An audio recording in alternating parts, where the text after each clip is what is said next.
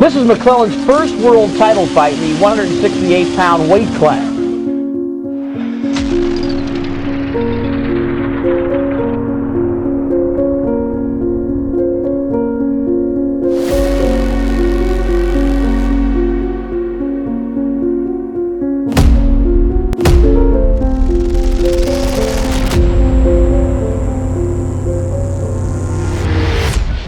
Do you remember Gerald McClellan, the G-Man? The most feared puncher in middleweight boxing history who knocked out Julian Jackson in 5 rounds and had world champions literally running from him in the ring?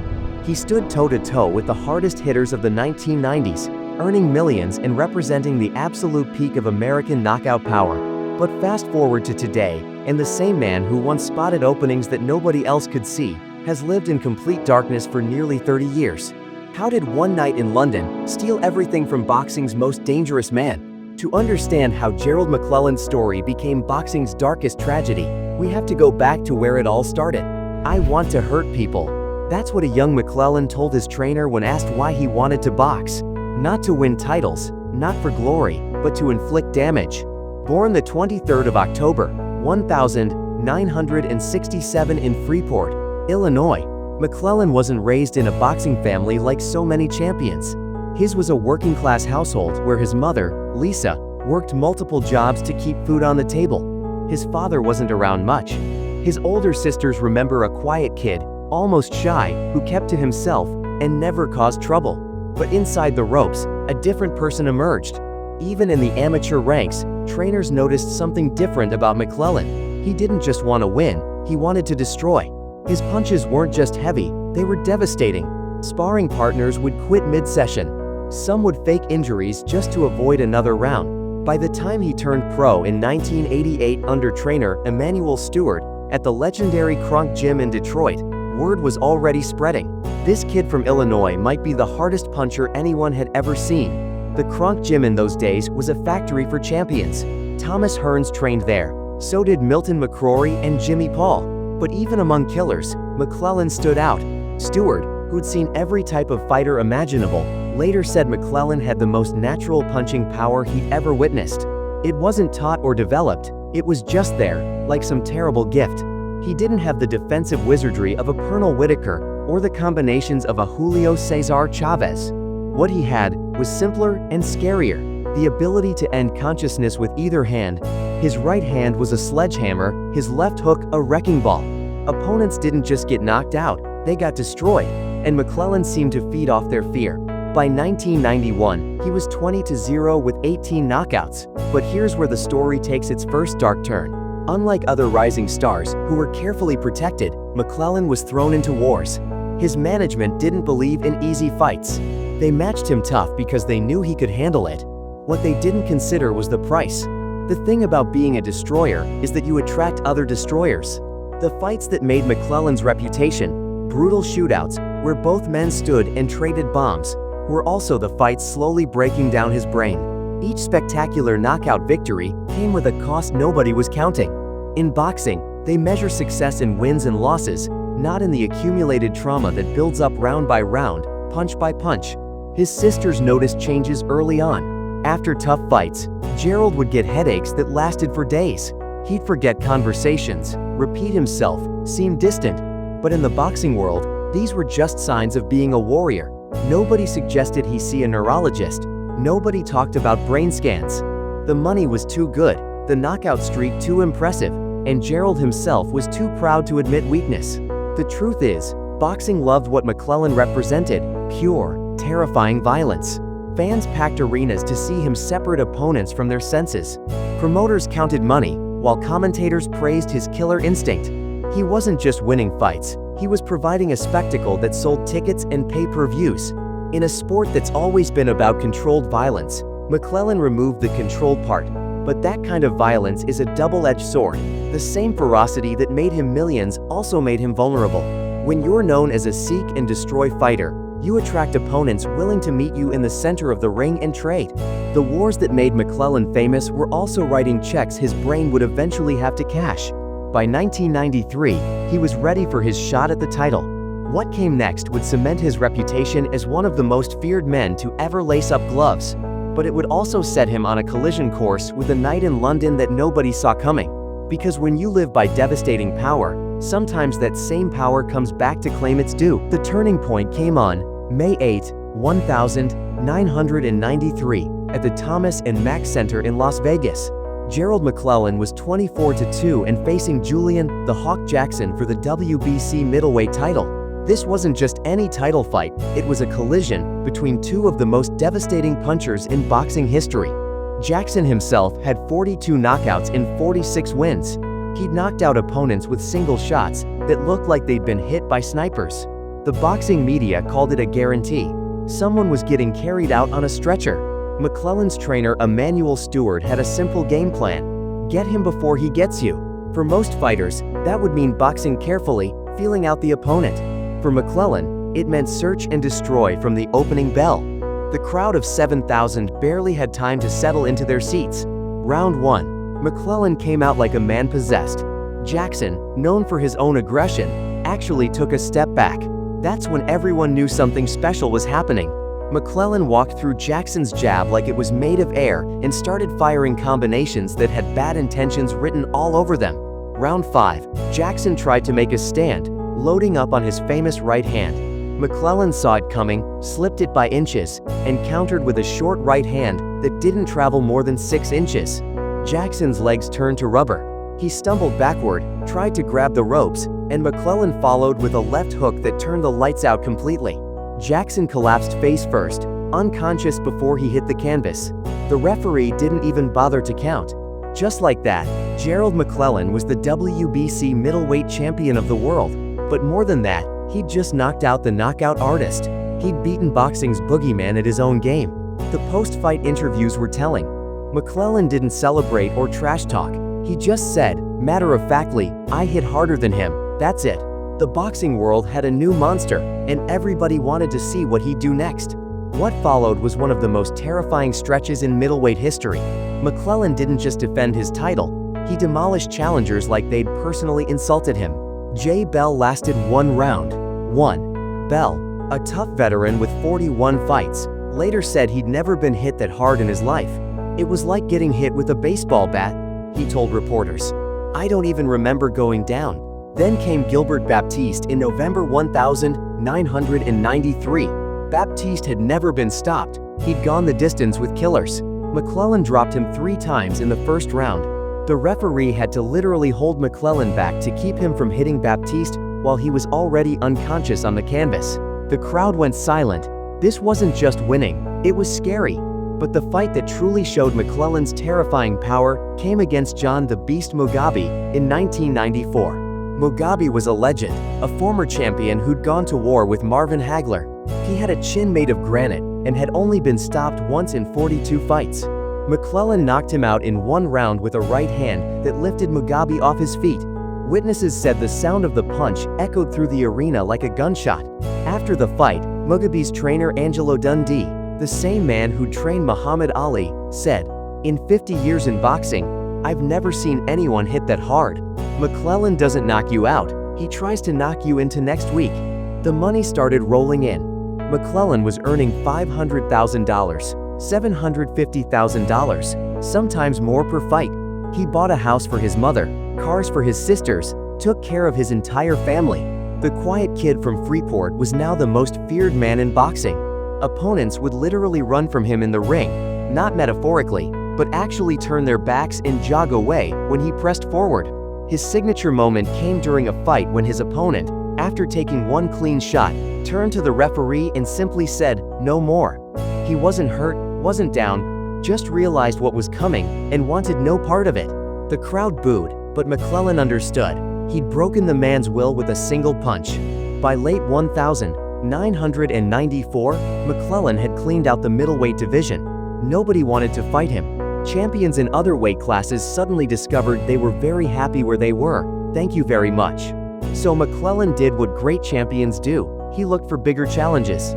He decided to move up to super middleweight, where the fighters were bigger, the punches harder, and the risks greater. The move up in weight meant one thing: super fights. And in February 1995, the biggest opportunity of his career materialized.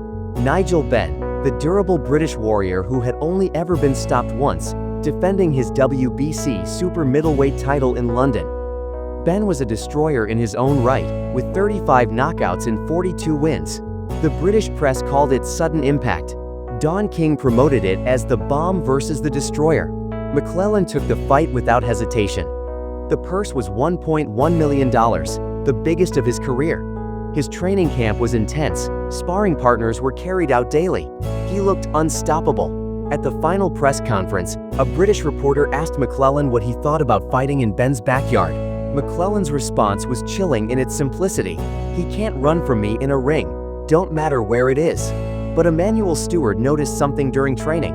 McClellan was getting hit more than usual in sparring. Not hurt, just hit. His timing seemed a fraction off. After one session, McClellan complained of headaches. Stewart suggested postponing the fight. McClellan refused. "I need this money," he said. "My family needs this money." On the 24th of February, 1995, McClellan boarded a plane to London. He was 31-2 with 29 knockouts, the most feared puncher in boxing, a millionaire athlete at the peak of his powers. He'd be returning in a medical transport plane, his life destroyed, his future erased. The next 24 hours would show that sometimes in boxing, the price of glory is everything you have. The London arena was supposed to be just another conquest, another champion added to McClellan's list of victims. The 25th of February, 1995. The crowd of 12,000 British fans created a wall of noise that hit you like a physical force. They'd come to see their warrior Nigel Benn defend his country's honor against the American destroyer. What they witnessed instead was the most brutal tragedy in modern boxing history. McClellan entered the ring, looking relaxed, almost bored. He'd been here before, hostile crowd, dangerous opponent, title on the line. Benn looked tense, knowing what was coming. The bell rang, and McClellan went straight to work. No feeling out, no respect for Benn's power. Just forward pressure and bad intentions. Round 1 was all McClellan. He dropped Benn with a right hand that would have finished most fighters. Benn got up on instinct alone, his legs betraying him. McClellan smelled blood and went for the kill. But Benn, showing the heart that made him a British legend, somehow survived to hear the bell. The crowd held its breath. Their hero was in deep trouble. But round 2 changed everything. Benn, knowing he couldn't box with McClellan, decided to meet fire with fire. They stood in the center of the ring trading bombs that would have dropped heavyweights. Neither man took a step back. It was warfare, not boxing. And in that exchange, something terrible was happening inside McClellan's skull that nobody could see. By round 6, both men were fighting on pure will. McClellan was still landing the harder shots, but Benn kept coming forward like a man possessed. The crowd noise was deafening. In round 8, McClellan knocked Benn through the ropes and onto the ring apron. Any other night, the fight would have been stopped. But Benn climbed back in, blood streaming from his nose, and kept fighting. Round 10. McClellan had been complaining to his corner about headaches between rounds. His trainer Emanuel Stewart noticed he was blinking repeatedly, like he was trying to clear his vision. With about a minute left in the round, something strange happened. McClellan, who'd never quit in his life, suddenly took a knee. No punch had landed. He just went down to one knee and blinked up at the referee. The referee, Alfred Asaro, began counting. McClellan got up at 8 but looked confused. His legs were steady but his eyes were vacant. Benn rushed in for the finish. McClellan tried to fight back, but his punches had no snap, no coordination. As Benn landed more shots, McClellan sank to his knee once more. The referee instantly waved the fight off. Nigel Benn had won by technical knockout. But the real nightmare was just beginning. McClellan walked back to his corner under his own power. He sat on the stool, and then, without warning, collapsed backward. His eyes rolled back. His body went limp. The crowd's celebration turned to horrified silence as doctors rushed into the ring. They worked frantically, checking his pupils, trying to get a response. Nothing. Within minutes, they were carrying McClellan out on a stretcher, an oxygen mask strapped to his face. The British fans, who'd come to boo him, now stood in stunned silence. Some were crying. Nigel Benn fell to his knees in his corner and prayed. He knew, everybody knew, this was bad. The ambulance ride to the Royal London Hospital took 15 minutes that felt like hours. McClellan was rushed into emergency brain surgery. The diagnosis was catastrophic. A blood clot had formed on his brain, likely building throughout the fight. The pressure had been mounting with each punch absorbed, each violent exchange. When he took that knee in round 10, his brain was already swelling dangerously. Dr. John Sutcliffe, the neurosurgeon who operated on McClellan, later described what he found. The clot was massive. The fact that he was still fighting, still throwing punches in round 10, defies medical explanation. His brain was literally dying while he was still trying to win. The surgery lasted 6 hours. They removed a section of his skull to relieve pressure. They cleared the clot. They did everything possible. But the damage was already done. Years of wars in the ring, combined with the sustained brutality of the Benn fight, had pushed McClellan's brain past its breaking point. For 11 days, McClellan lay in a coma. His family flew in from America, maintaining a vigil at his bedside. His sisters took turns talking to him, playing his favorite music, begging him to wake up. The boxing world held its breath. News reports led with updates on his condition. Nigel Benn visited several times, often leaving in tears. When McClellan finally opened his eyes, the full extent of the tragedy became clear. He was blind. The parts of his brain that processed vision had been irreversibly damaged. His hearing was mostly gone. Doctors estimated 80% hearing loss. His short-term memory was destroyed. He could remember his childhood, could remember becoming champion, but couldn't retain new information for more than a few minutes. "Did I win?" he asked his sister Lisa, the words slurred and difficult to understand. She couldn't bring herself to tell him the truth. "Yes, Gerald, you won." He smiled and fell back asleep. An hour later, he woke up and asked the same question. "Did I win?" She gave the same answer. She's been giving the same answer for nearly 30 years now. The medical reports painted a grim picture. The accumulated damage from years of ring wars had created a perfect storm in his brain. The Benn fight was simply the final, catastrophic blow. Dr. Sutcliffe was blunt in his assessment. Mr. McClellan should have retired from boxing years ago. The warning signs were there, the headaches, the memory issues. But in boxing, those are seen as signs of toughness, not brain damage. The return to America was heartbreaking. The fighter who'd left for London as a millionaire champion came back unable to walk without assistance, unable to see the faces of his family, unable to remember what happened 5 minutes ago. The $1.1 million purse from the Benn fight went quickly. Medical bills, specialized care, equipment to help him navigate a world of darkness. The boxing establishment's response was predictable. Thoughts and prayers, a few benefit fights that raised modest amounts, then silence. The WBC, which had sanctioned the fight and taken their percentage, offered a small monthly pension. Don King, who'd promoted the fight and made millions from McClellan's career, was nowhere to be found. What followed was a harsh education in how boxing treats its broken warriors. There was no pension plan, no comprehensive medical coverage, no support system for fighters whose brains had been sacrificed for entertainment. McClellan's family was left to figure it out on their own, transforming from relatives into round-the-clock caregivers overnight. Today, Gerald McClellan is 57 years old. He's lived more years in darkness than he ever spent in the ring. The man who once filled arenas and terrified champions now spends his days in a small house in Freeport, Illinois, navigating a world he can't see, struggling to remember conversations that happened 5 minutes ago, dependent on others for everything most of us take for granted. His sister Lisa has been his primary caregiver since 1995. She doesn't call it caregiving, she just calls it life. Every morning starts the same way. She helps Gerald out of bed, guides him to the bathroom, helps him shower and dress.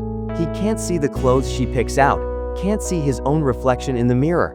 Simple tasks like brushing his teeth require her steady hand guiding his. Breakfast is whatever Lisa can afford that week. The $200 monthly disability check doesn't stretch far. Neither does the small WBC pension. She feeds him carefully, describing what's on the plate even though he can't see it. Sometimes he asks for foods they can't afford, steak, his favorite, and she has to make excuses. Maybe tomorrow, Gerald. The hardest part isn't the physical care, it's the repetition. Every few minutes, Gerald forgets where he is. "Lisa, when's my next fight?" he'll ask. She used to try explaining, used to tell him about the accident, about why he can't fight anymore. But the confusion and pain in his voice when he learned the truth, over and over again, was too much. Now she just says, "Soon, Gerald." you need to rest up. He still shadowboxes, sometimes, muscle memory taking over. He'll stand in the living room, throwing combinations at opponents only he can see. His form is still there, the technique still sharp, but he wobbles, loses balance, and Lisa has to catch him before he falls. "I got him good, didn't I?" he'll say, smiling. "You sure did," she answers. The isolation is crushing. Friends from his boxing days disappeared long ago. The sport that once celebrated him has forgotten he exists. Occasionally, a documentary crew will show up, film him for a few hours, then leave. The attention is brief, the help minimal. Most days, it's just Gerald, Lisa, and the darkness. His only independent relationship is with his dog, Gabbana. The golden retriever seems to understand Gerald's limitations, staying close, letting him pet her for hours. It's one of the few activities that brings him consistent joy. He can't see Gabbana, but he knows she's there. "Good girl," he'll whisper, over and over. "Good girl." The medical needs are constant and expensive. Medications for seizures, pain management, cognitive support, regular doctor visits that require special transportation, equipment to help him navigate safely. All of it costs money the family doesn't have. Lisa works when she can, but leaving Gerald alone is dangerous. He's fallen downstairs, walked into walls, injured himself in ways that would be preventable if someone could afford proper care. There are moments of heartbreaking clarity. Sometimes, usually late at night, Gerald will touch his sister's face and say, "I used to be somebody, didn't I?" She'll tell him yes, he was a champion, the best. He'll smile and nod. 5 minutes later, he's forgotten the conversation entirely. The cruelest part might be the questions. Every single day, multiple times a day, he asks the same things. Did I win? When can I fight again? Is Don King coming with my money? Lisa has developed a script of gentle lies and redirections. The truth, that he lost, that he'll never fight again, that the money is long gone, would only cause pain he'd have to relive with each telling. Nigel Benn, the man whose fists helped put McClellan in this condition, has visited several times over the years. He's one of the few from boxing who hasn't forgotten. Ben has spoken publicly about the guilt he carries, about how he still has nightmares about that night. He's contributed to McClellan's care when he could. But even Ben admits it's not enough. The sport made millions from Gerald's blood, he said in a recent interview. And now they act like he never existed. The financial abandonment is staggering. This is a man who generated millions in gate receipts and pay-per-view buys. Promoters got rich. Television networks profited. Casinos counted money. But when the entertainment ended, when the blood was cleaned from the canvas, everyone moved on to the next fight. Gerald McClellan became yesterday's news, yesterday's tragedy, yesterday's problem. Consider the math. McClellan earned over $3 million in purses during his career. He paid taxes on that money. He paid sanctioning fees to boxing organizations. He paid percentages to promoters, managers, trainers. Everyone got their cut. But when he needed them, when his brain was broken from the wars they'd profited from, they offered thoughts and prayers and little else. The $200 monthly disability check is an insult. The WBC pension, slightly more, still amounts to pocket change compared to his needs. Full-time care for someone with McClellan's disabilities costs thousands per month. Specialized equipment, medications, therapy, all of it beyond reach. Lisa does her best, but she's one person trying to provide round-the-clock medical care with no training and no resources. People think because he's alive, he's okay, Lisa said in a recent interview. But this isn't living, this exists. My brother, the real Gerald, died in that ring in London. What came back is a shadow, and I'm the only one who refuses to let that shadow disappear completely. The boxing world loves to celebrate its history, to honor its champions with Hall of Fame inductions and highlight reels. Gerald McClellan is in the Hall of Fame. His plaque sits in Canastota, New York, celebrating his knockouts and his brief reign as champion. But plaques don't pay for medical care.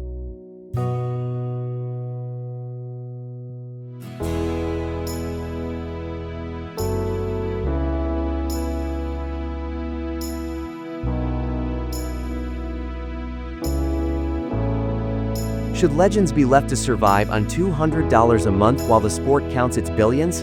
Does boxing owe more to the fighters whose brains and bodies were sacrificed for our entertainment?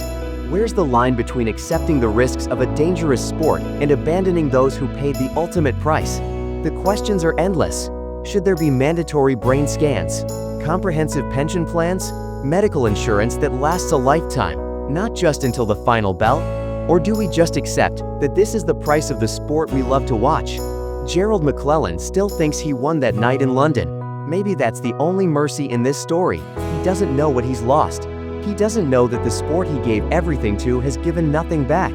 He doesn't know that while new champions are crowned and new millions are made, he sits in darkness, asking when his next fight is. As a final note, 80% of the proceeds from this video will be donated to Gerald McClellan and his sister Lisa to support his ongoing care. If his story moved you, don't just watch, act. Hit the like button so this video can reach more people. Share it. Let the world know that Gerald McClellan is still here, still fighting a battle he can't win alone. If you'd like to help directly, contributions can be made to Lisa McClellan's PayPal and Venmo linked in the description below. Every dollar helps, every share matters. Because Gerald McClellan was somebody. He was a champion, a destroyer, a man who gave boxing everything. The least we can do is make sure he's not forgotten. What changes need to happen to prevent the next Gerald McClellan? Let us know in the comments. And remember, behind every knockout highlight reel is a human being who might one day need our help. See you in the next one.